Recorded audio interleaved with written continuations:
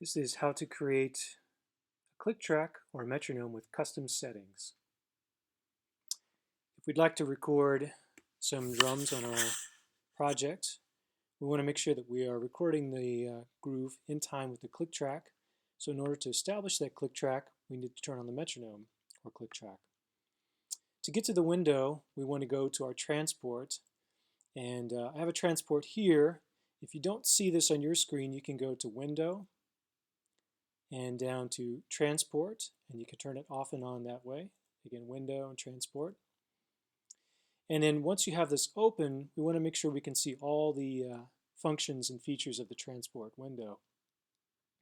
So I'm going to go to this little down triangle here, and I'm going to choose All.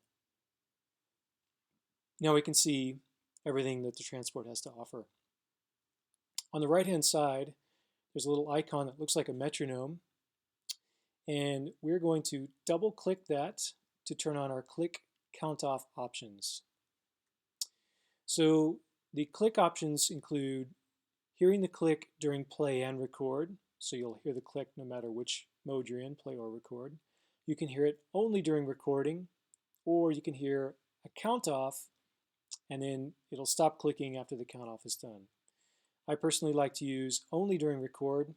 This way when I'm done and I go back and hit play, I don't have to listen to the click track anymore.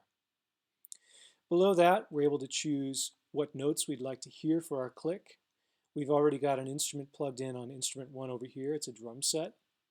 So the accented note, or the downbeat, is selected as a G-sharp 2 on the keyboard.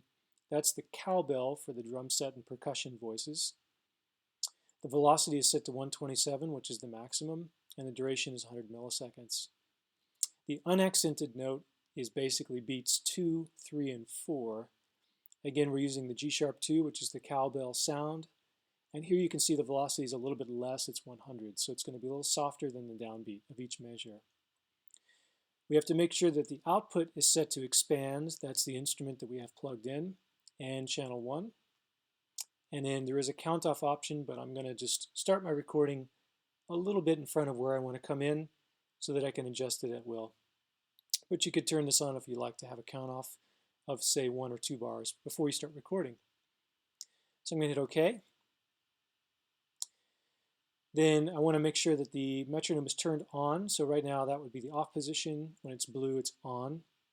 I'm going to arm my track. And then I'm going to hit record and play. And you should hear the click track.